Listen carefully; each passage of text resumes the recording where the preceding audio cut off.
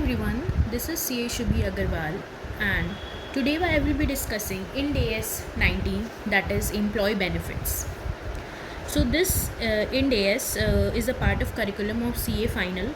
So today I will be discussing on this standard. This standard is it is lengthy, so I will be covering it in parts. So basically in this video I will be covering the overall what is the standard about, what is the scope and the types of employee benefits which the employee gets, and we will be also discussing how to recognize and measure the short term employee benefits. So let's start. Yes, so first of all I will be discussing about the objective of Ind AS 19. Ind AS 19 का objective क्या है? तो जो Ind AS 19 है that prescribes accounting and disclosure for employee benefits. So basically इसका objective ये है कि ये अकाउंटिंग और डिस्क्लोजर जो एम्प्लॉय बेनिफिट्स के लिए होते हैं उसके बारे में प्रिस्क्राइब करता है. तो Ind AS 19 requires entity to recognise a liability for services received from an employee and an expense for consumption of employee benefits arising from services provided by an employee in exchange for employee benefits. तो basic इसका ये है कि ये जो employ benefit standard है ये accrual concept पे चलता है, यानी कि जब जो बेनिफिट एम्प्लॉय से हमें मिल रहा है तब वो एक्सपेंस हम रिकॉग्नाइज करेंगे. तो बेसिकली एंटिटी को रिकॉग्नाइज करना होता है a liability for services received from an employee. जो भी सर्विसेज एम्प्लॉय देता है एक एंटिटी को, उसके बदले में लाइबिलिटी एक एंटिटी को रिकॉर्ड करना होता है. और उसके अलावा an expense for consumption of employee benefits arising from services provided by an employee in exchange for employee benefits. तो जो भी कंजम्पशन एक एंटिटी करता है एम्प्लॉय सर्विसेज की, उसको एज अ एक्सपेंस रिकॉर्ड करना होता है in exchange for the employee benefits. आगे when we will discuss it will be more clear. अब आ जाते हैं जो मेन कॉन्सेप्ट्स है जो इस स्टैंडर्ड को ड्राइव करता है. पहला, effects of transactions and events are recognised when they occur and not when the cash और कैश इक्विवेलेंट इज रिसीव्ड और पेड. तो जो बेसिक फंडामेंटल है इसका कि जो भी ट्रांजैक्शंस और इवेंट्स रिकॉग्नाइज होते हैं वो तब रिकॉग्नाइज नहीं होते हैं जब वी रिसीव कैश और cash equivalent. It is recognised when they occur. So basically आपको यही ध्यान रखना है पूरे स्टैंडर्ड में, और बाकी चीज़ें उसी के अराउंड रिवॉल्व करेंगी. Then it is recorded in the accounting records and reports in the financial statement of the period to which they relate. तो जिस पीरियड से वो एक्सपेंस रिलेट होता है उस पीरियड के फाइनेंशियल स्टेटमेंट्स में रिकॉग्नाइज किया जाता है. So it is basically the accrual concept which runs. So it says for the benefits which are earned in a particular period, the cost incurred in earning that benefit should also be recognized entirely. तो ये बोलता है कि अगर कोई benefit in a particular period earn होता है तो जो भी कॉस्ट इनकर हो रहा है उस बेनिफिट को अर्न करने के लिए उसी पीरियड में रिकॉग्नाइज करना चाहिए उस कॉस्ट को जिस पीरियड में वो बेनिफिट जो भी अर्न हो रहा है पर्टिकुलर पीरियड में. The cost incurred in earning that benefit need to be recognised entirely. ठीक है. So this was the basic concept जिसके बेसिस पे हम एम्प्लॉय बेनिफिट्स को रिकॉर्ड एंड रिकॉग्नाइज करते हैं in accordance with Ind AS 19. ना अब हम बात करते हैं स्कोप की. ये स्टैंडर्ड क्या क्या कवर करता है. So this standard is applied by an employer.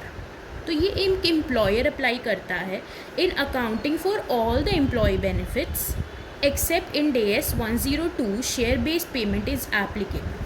तो ये स्टैंडर्ड एक एम्प्लॉयर अप्लाई करता है for all the accounting for all its employee benefits except जिस पे 102 एप्लीकेबल होता है, that is the share based payment. Example the stock option plans. ठीक है. उस जो स्टॉक एम्प्लॉय ऑप्शंस हैं उस पे Ind AS 102 इज़ एप्लीकेबल. ठीक है. This standard does not deal with reporting by employee benefit plans. तो जो रिपोर्टिंग का पार्ट है बाय एम्प्लॉय बेनिफिट प्लान्स वो इस स्टैंडर्ड में डील नहीं होता है. Thirdly, employee benefit to which this standard relates, जो भी बेनिफिट होते हैं जो दिस स्टैंडर्ड रिलेट्स, अब इसमें कौन कौन से बेनिफिट्स आते हैं, under formal plans agreements between an entity and its individual employees, groups of employees representative, जो भी फॉर्मल प्लान्स अग्रीमेंट्स एक एंटिटी एंटर करता है between its employees and itself, group of employees representative, वो सारा employee benefits का part होता है. Then as it is required by law और रिक्वायर्ड बाय इंडस्ट्री अग्रीमेंट्स, और third informal practices giving rise to contractual obligation. अब ये जो कॉन्ट्रैक्चुअल ऑब्लिगेशन है, informal practices which give rise to contractual obligation means where industry has no realistic alternative but to pay the employee benefits. तो basically constructive obligation में ये होता है,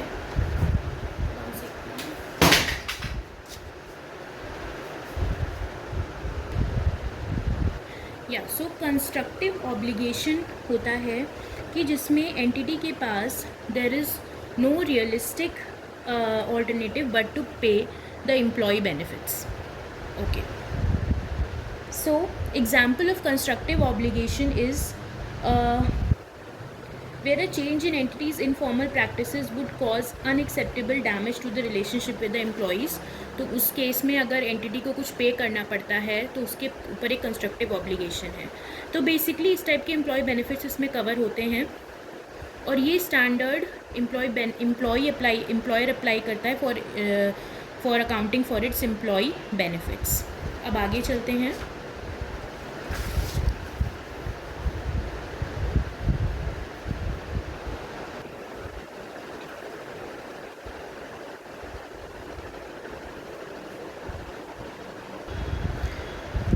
अब हम बात करेंगे एम्प्लॉय बेनिफिट्स की. ठीक है, तो एम्प्लॉय बेनिफिट्स किस टाइप के होते हैं और इसमें क्या क्या इंक्लूड होता है. So basically there are 4 kinds of employee benefits. First is the short term employee benefits, then comes the post employment benefits, then other long term employee benefits and termination benefits. तो ये 4 type की basically employ benefits होते हैं. That is the short term employee benefits, post employment benefits, other long term employee benefits and termination benefits. ठीक है, तो जो employee benefits होते हैं, ये बेनिफिट्स प्रोवाइडेड किसको किसको बेनिफिट्स प्रोवाइड होते हैं, या तो एम्प्लॉयज़ को डायरेक्टली ये प्रोवाइड होते हैं, या फिर उनके डिपेंडेंट्स को, या फिर बेनिफिशरीज़ को. So these 3 kinds of people get the employee benefits.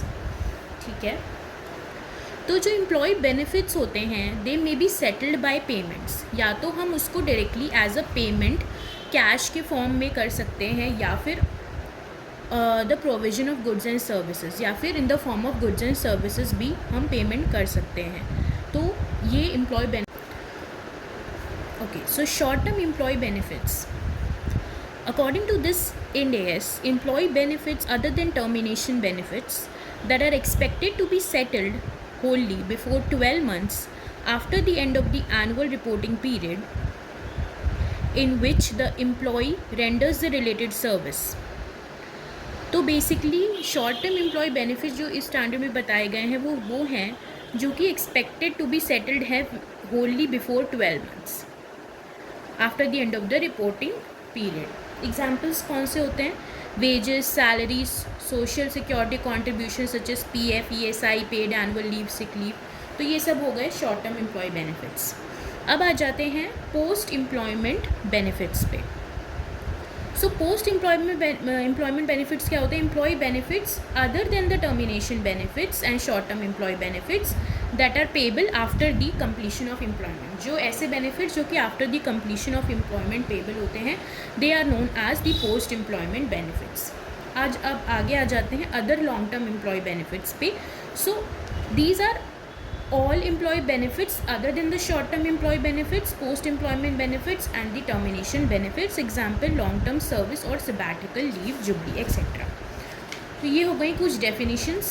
अब last definition that I will be discussing, this is termination benefits. तो जो benefits होते हैं that are provided in exchange for termination of employees employment. उसको हम termination benefit बोलते हैं, जो कि टर्मिनेशन के टाइम पे दिए जाते हैं। For example VRS compensation, retrenchment compensation. Okay, अब हम थोड़ा प्रैक्टिकल एस्पेक्ट पे आ जाते हैं। ये तो हमने थ्योरेटिकल पढ़ लिया कि बेसिकली किस किस टाइप के एम्प्लॉई बेनिफिट्स होते हैं, किसको पे होते हैं, कि डायरेक्टर्स भी इंक्लूडेड होते हैं इस स्टैंडर्ड में for the purpose of accounting for employee benefits. अब हम आगे आ जाते हैं accounting for short term employee benefits पे। अभी इस वीडियो में I will be covering the short term employee benefits. All illustrations I won't be able to cover in this video. I'll be covering the some other parts of the illustration relating to short term employee benefits in another video. So basic में इसमें मैं कुछ illustrations cover करूँगी और बताऊँगी कि how to recognize and measure the short term employee benefits. तो देखते हैं recognition and measurement of short term employee benefits. तो बेसिकली इसके कैरेक्टरिस्टिक्स क्या होते हैं? They are measured on an undiscounted basis. इसमें हम कुछ भी डिस्काउंट फैक्टर नहीं लाते हैं, टाइम फैक्टर नहीं लाते हैं, इसको हम अनडिस्काउंटेड बेसिस पे मेजर करते हैं। और दूसरा, they don't involve any actuarial valuation for the measurement. इसमें कोई भी टाइप का एक्चुरियल वैल्यूएशन नहीं लगता है, क्योंकि हम इसको मानते हैं कि ये with in 12 months it will B जो भी एम्प्लॉय बेनिफिट्स होंगे that will be availed bye an entity with in 12 months। ठीक है, तो ये दो कैरेक्टरिस्टिक्स हैं इसके। अब इसका रिकॉग्निशन कैसे होता है? They are recognised as a liability accrued expense after deducting any amount already paid. तो इसको हम एज अ लाइबिलिटी रिकॉग्नाइज करते हैं, या एज ए एक्रूड एक्सपेंस बोल सकते हैं आप इसको, after deducting any amount already paid. जो भी अमाउंट ऑलरेडी पेड है उसके अलावा जो भी है वो हम एज अ लाइबिलिटी रिकॉग्नाइज करते हैं, और जो भी पेड है उसको हम एज ए एक्सपेंस दिखाते हैं ऑफ कोर्स। और ये नॉर्मल अकाउंटिंग है जो हम नॉर्मल करते हैं। अब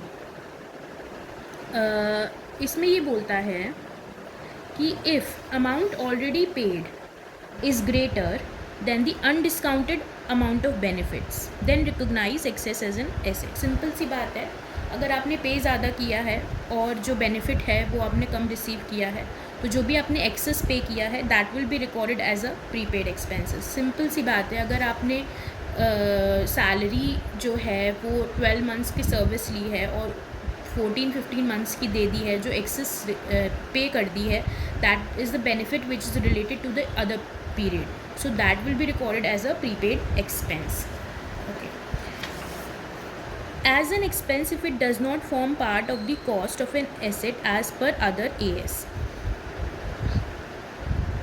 एज एन एक्सपेंस, अगर वो कॉस्ट ऑफ एसेट का पार्ट नहीं है, for example by Ind AS 2, Ind AS 16, तो उसको एज अ एक्सपेंस हम रिकॉर्ड करेंगे। ओके, तो अभी हम इतना इसमें इस पॉइंट को इतना डिटेल में नहीं कर रहे हैं। अभी आप बेसिकली जो हमारा प्रैक्टिकल एस्पेक्ट है वो हम इसमें ट्राई करेंगे समझने का। तो बेसिकली शॉर्ट टर्म का आपने ट्रीटमेंट देख लिया। अब इसमें शॉर्ट टर्म पेड एब्सेंसेस होती हैं, जिसको हम दो टाइप में डिवाइड करते हैं। तो entitlement of the paid absences fall into basically 2 categories. Okay, yeah, so it basically falls under 2 categories: accumulating and non-accumulating expenses. So accumulating expenses क्या होते हैं? Paid absences. They are recognized when employee renders services that increases their entitlement to future paid absences. ठीक है, और non-accumulating are recognized when the absences occurs. So basically ये इसका recording करने का तरीका है। They are recognized when employee renders services that increases their entitlement to future absences, and non-accumulating recognized when the absences occur. अभी आप detail में illustrations करोगे तो और क्लियर होगा। Basically accumulating paid absences को आप कैसे समझ सकते हो? These are absences that are carried forward and can be used in future periods if employee is not able to use them in the current reporting period of the employer. अगर कोई एब्सेंसेस हैं जो कि आप उसके एंटाइटल्ड हो और वो इस पीरियड में यूज़ नहीं हो पा रहे हैं, तो वो एब्सेंसेस जो कि कैरी फॉरवर्ड हो सकते हैं to the next cycle, they are known as accumulating paid absences. Accumulating as a name suggest, उसको हम कैरी फॉरवर्ड कर सकते हैं, ठीक है। अब accumulating paid absences are of two types, vesting and non vesting. So vesting में क्या होता है, in this case employees are entitled to cash payment for the unutilise entitlement at the time of leaving the entity.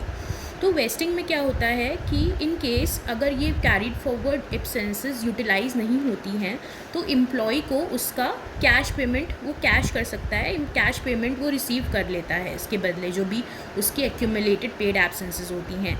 और non wasting क्या होती हैं, they are not entitled to the cash payment.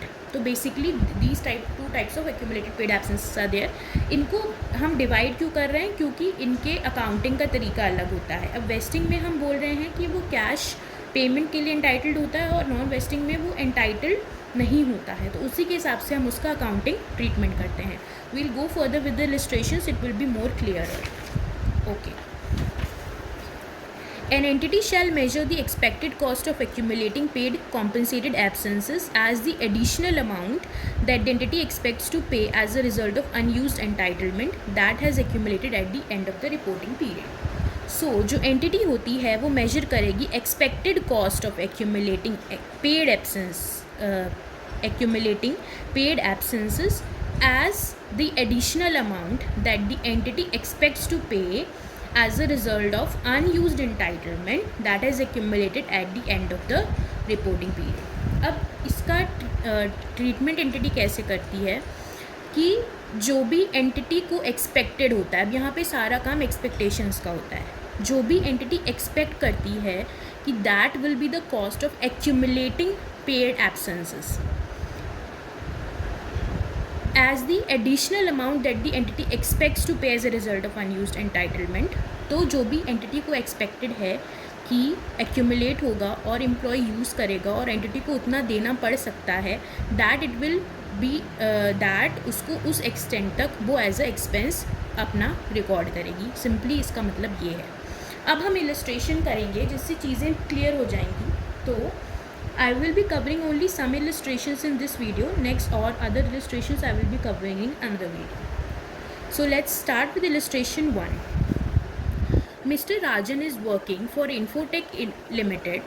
So basically Mr. Rajan is working for Infotech Limited. कुछ particulars दिए हैं. Annual salary is 30 lakhs. Total working days in 2010-11 is 300 days. Leaves allowed in 2010-11 as per company policy is 10 days. Leaves utilized by Mr. Rajan in 2010-11 is 8 days. The unutilized leaves are settled by way of payment and accordingly carry forward of such leaves to subsequent period is not allowed. तो carry forward allowed नहीं होता है और जो भी unutilized leaves हैं that are settled by way of payment, ठीक है। मतलब उसको कैश तो मिल जाता है एक तरीके से, उसका बेनिफिट तो मिल रहा है, जो भी अनयूटिलाइज लीव्स हैं वो वेस्ट नहीं जा रही हैं। Computed total employee benefit expense for Infotech limited in respect of 10-11। अब ये इलस्ट्रेशन है, ठीक है। तो अब हम इसको सॉल्व करते हैं। तो mister Rajan is entitled to a salary of ₹30 lakhs for 300 working days, ठीक है। सो पर डे सैलरी कितनी हो गई मिस्टर राजन की, 30 lakhs divided by 300, that is ₹10,000 per day उसकी सैलरी हो गई। अब 2010-11 में mister Rajan availed 8 out of 10 leaves. तो जो अनयूटिलाइज्ड लीव्स हैं वो कितनी हो गई, 2 days, ठीक है। तो कंपनी की पॉलिसी के अकॉर्डिंग मिस्टर राजन को जो अनयूटिलाइज लीव्स हैं उसका पेमेंट मिलेगा। तो टोटल एक्सपेंस कितना हो गया 2010-11 का, दिस इज़ 30 lakhs जो उसकी नॉर्मल सैलरी है plus 2 days of unutilized leaves, which comes out to be 30 lakhs plus 10,000 into 2, that is 30,20,000 rupees. So this was the solution. अब एक और illustration देखते हैं, that is related to non-vested accumulating benefits.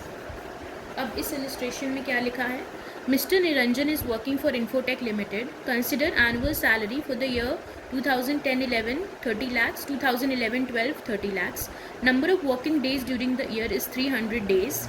Leave allowed is 10 days and 10 days. Leave taken is 7 days, 13 days. Leave utilized, unutilized carried forward to the next year is 3 days and nil because all is used. Based on the past experience, Infotech Limited assumes that Mr. Niranjan will avail the unutilized leaves of 3 days in 2010-11 in 11-12. अब ये इसका assumption है जिसके basis पे पूरी accounting हो जाएगी. तो वो एज्यूम करता है कि जो उसने लीव इस साल नहीं ली वो अगले साल वो यूटिलाइज़ कर लेगा. Infotech limited contents that it will record 30 lakhs as employee benefit expense in each of the years 2010-11 and 11-12, stating that leaves will primarily be utilized by 11-12. Comment on the accounting treatment proposed to be followed by Infotech also passes journal entries. तो अब ये question है, ठीक है, तो अब इसको हम देखते हैं.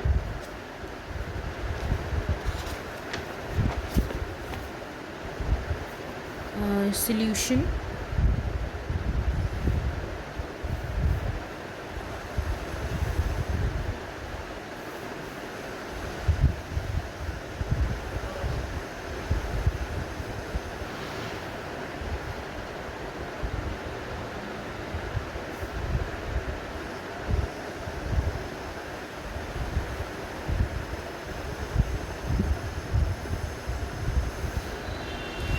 तो एनुअल सैलरी कितनी है?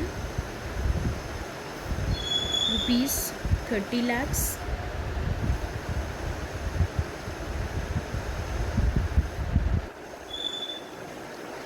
नंबर ऑफ वर्किंग डेज कितने हैं? 300 days.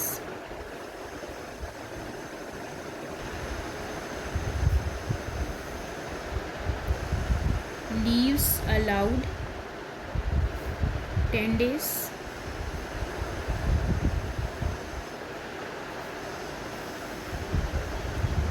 Leaves taken 7 days, 13 days.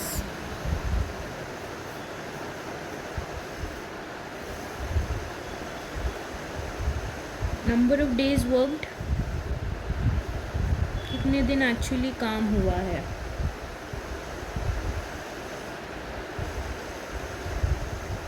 तो 300 में से 7 दिन हटा देंगे तो हमारा बचेंगे नंबर ऑफ डेज 293 days ही हैज़ वर्कड, और यहाँ पे ही has worked for 287 days. Okay,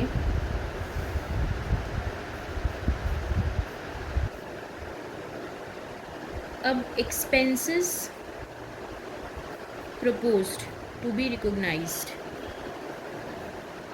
अब इन्फोटेक बोल रहा है कि 30 लाख हम दोनों साल में रिकॉग्नाइज़ कर लेंगे, क्योंकि हम ये बिलीव करते हैं कि जो भी लीव उसने अभी नहीं ली है वो नेक्स्ट ईयर में ले लेगा, तो उसको वैसे हम रिकॉर्ड कर लेंगे. पर ये क्या सही है?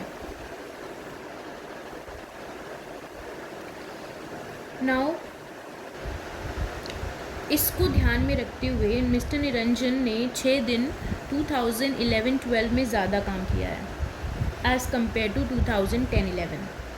ठीक है, तो एक्रूअल कॉन्सेप्ट बोलता है कि जब बेनिफिट डिराइव हुआ है उसी साल में उसका एक्सपेंडिचर रिकॉर्ड होना चाहिए. तो एक्रूअल बेसिस पे ये तो नहीं कर सकते कि 30 लाख रिकॉर्ड कर लो. तो अगर ऐसा करेंगे तो there will be a violation of the accrual concept. तो अब हम क्या करेंगे? एक्सपेंस रिकॉग्नाइज्ड कैसे करेंगे? 2010-11 में 30 लाख,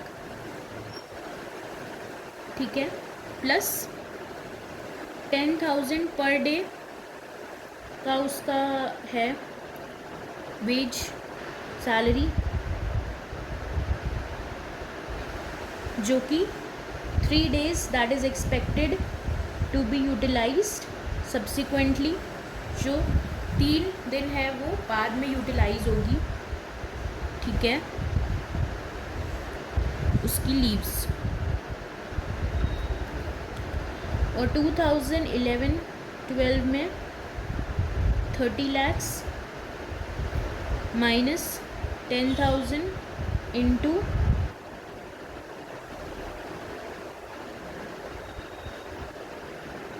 पर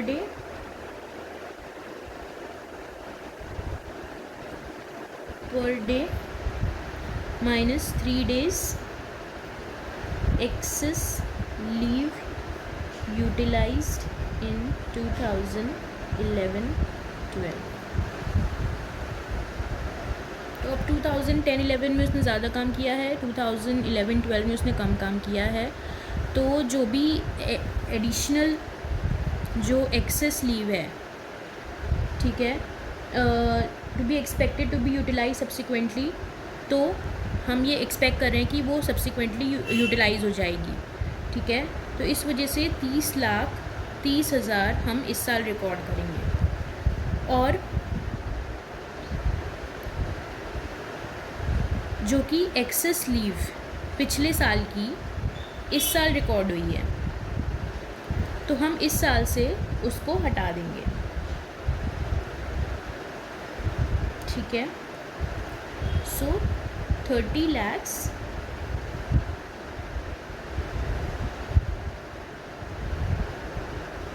minus 10,000 per day for 3 days, ठीक है।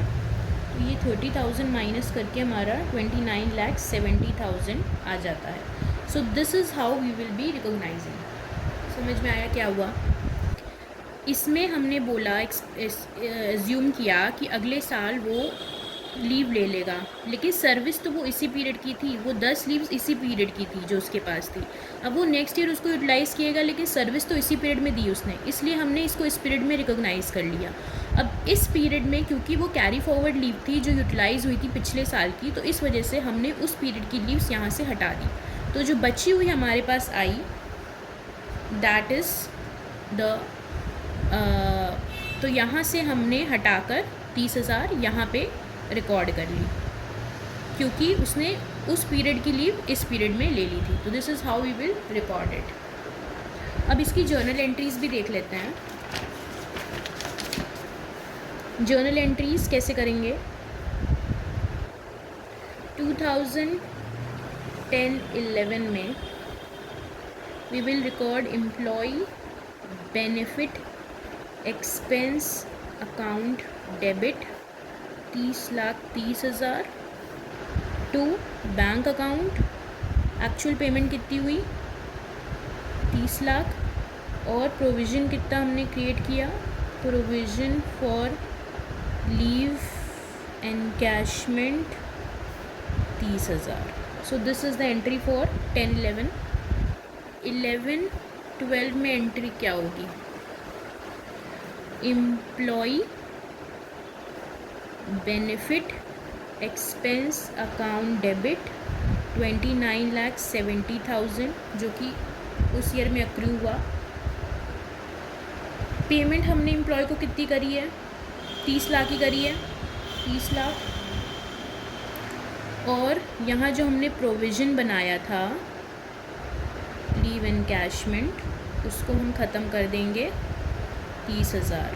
तो ये हमारा टोटल आ गया। So this is how we will do the entry.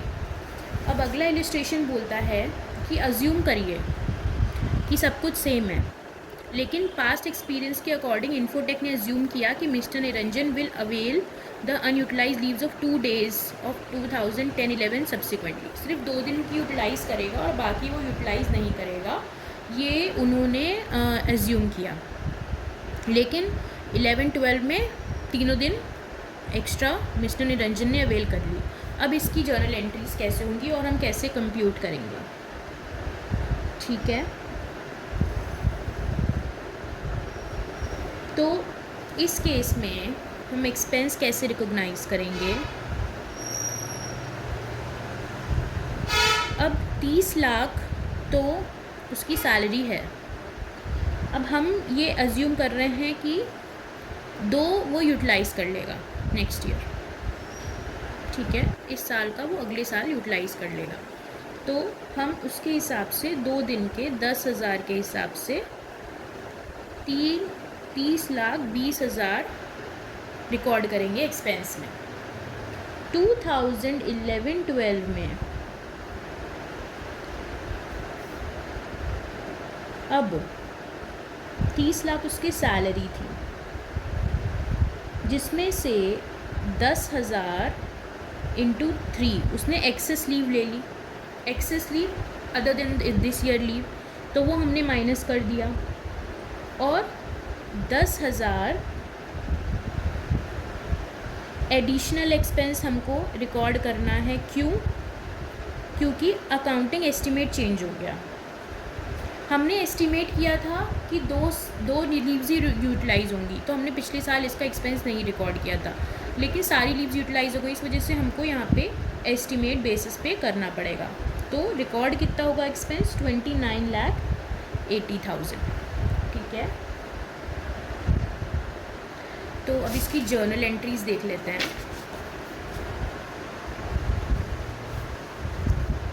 For 2010-11 employ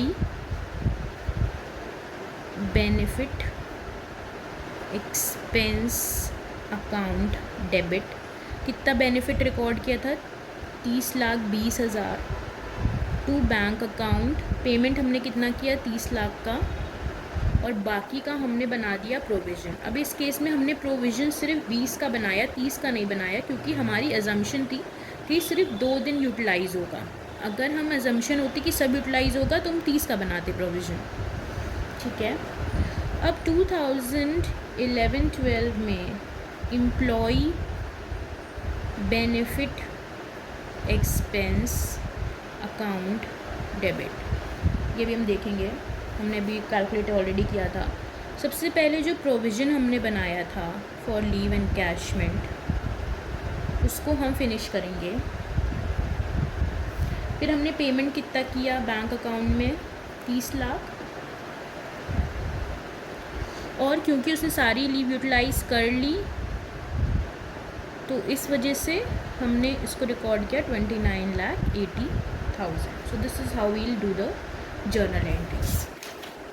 अब एक इलस्ट्रेशन और उसके बाद we will close this video, last illustration. अब ये क्या बोलता है illustration? Sundaram private limited has a head count of 100 employees in 2010-11. As per employee policy, the employees are entitled to 30 casual leaves, out of which 10 casual leaves may be carried forward to the next year. 30 casual leaves हैं, जिसमें से 10 carry forward हो सकती हैं to the next year. 10 sick leaves, out of which 2 sick leaves can be carried forward as a paid leave. और ये बोलता है at 31 March 2011 the average unused entitlement is 5 days per employee. Unused leaves कितनी है on an average? 5 दिन for casual leaves और 1 day per employee for sick leave.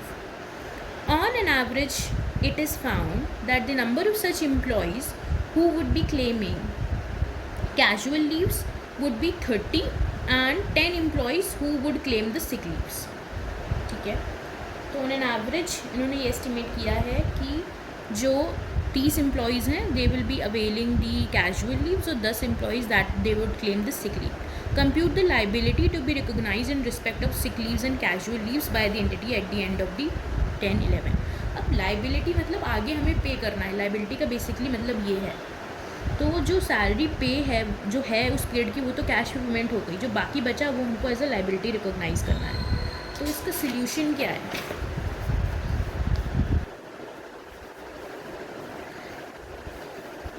एक table बना लेते हैं।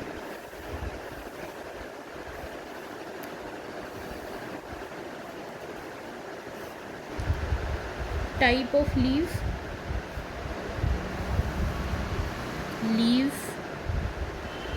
entitlement, leave permissible,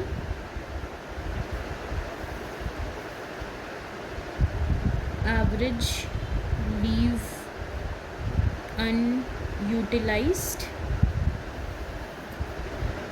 number of employees, liability. So this is how we will calculate. सबसे पहले कैजुअल लीव का देख लेते हैं. सो 30 days इज़ द एंटाइटलमेंट, जिसमें से 10 दिन इज़ द लीव परमिसिबल, जिसमें से 5 दिन अनयूटिलाइज्ड है on an average. Number of employees who would be availing this is 30. So basically हमारा अनयूटिलाइज एंटाइटलमेंट लाइबिलिटी कितना हो गया, 150 days salary. Similarly for sick leave, 10 days is the leave entitlement, leave permissible is 2 days,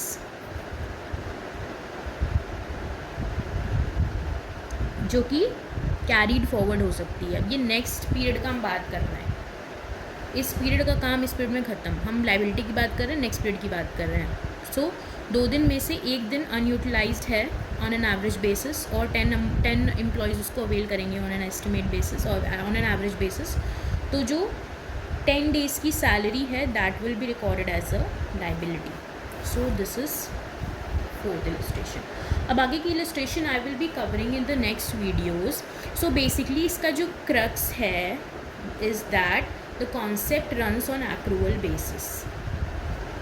जिस period में benefit avail होगा उसी period में we will B recording the expense. This is the crux of everything.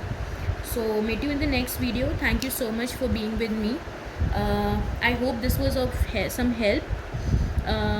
So next video I will be covering further on this standard. Thank you so much.